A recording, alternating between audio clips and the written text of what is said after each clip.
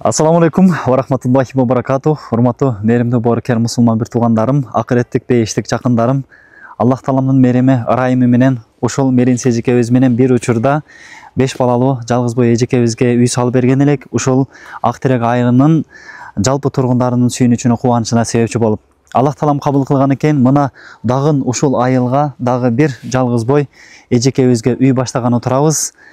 Bu Zeynep эжекебиздин үйү дагы Кудай буйруса кыска убакыттын аралыгында бүтөт деген ишенич бар. Себеби элибизде, журтубузда чыныгы март, жомарт, берешен, айкөл, чынчыл, Аллах Таламды сүйгөн, пайгамбарыбызды сүйгөн, ыйык дин менен жашаган мусулман бир туугандарыбыз бүгүнкү күндө көбөйүп жаткан учуру. Ушул убакыттан пайдаланып, ушул Кулатов айыл өкмөтү, Töölös айыл өкмөтү, канча айыл өкмөт боло турган болсо, жалпы кыргыз элибизден, ошонун катарында жалпы мусулман бир туугандарыбызга кайрылуу жасайлы деп турабыз.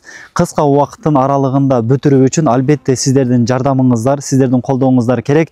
Ким кайсыл тараптан жардам бере алган болсо, жардам берсеңиздер өтө сонун болот. Кээ бириңиздер дуа аркылуу, кээ бириңиздер ушул видеону башкалар менен, башка группалар менен бөлүшүү менен ушул жакшылыкка себепчи болуп калсаңыздар болот. Аддал алал хайры кафайлык. Пайгамбар саллаллаху алейхи куттуу хадисинде айтат, кимде ким жакшылыкка далалат кылса, себепчи болсо, ошол ишти аткаргандай сооп алат деген. Кудай буйруса, ушул эжекебиздин дагы сүйүнүчүнө, кубанычына себепчи болуп кала турган болсок, ошол сүйүнүч, кубаныч сизи бизге дүйнө жана ахиреттин сүйүнүчү болот. Дүйнө жана ахиреттин толук жакшылыгы, дүйнө жана ахиреттин толук бактылуулугу болот.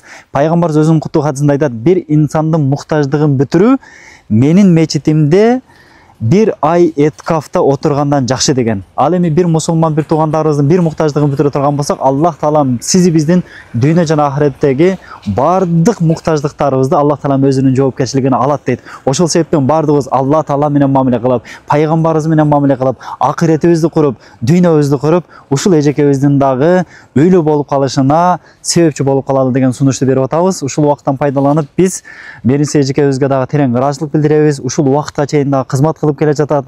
Азыркы күндө дагы кызмат кылып атат. Аллах Таалам мындан кийин дагы кызмат кылганга мүмкүнчүлүк берсин. Деги эле Аллах Таалам жалпы мусулман бир туугандарыбызды, бардыгыбызды ушундай бир жакшылыктарга, элдин сүйүнүчүнө, элдин кубанычына, коомдо жакшылык таралуусуна себепчи кылган болсун. Ассаламу алейкум ва рахматуллахи ва баракатух.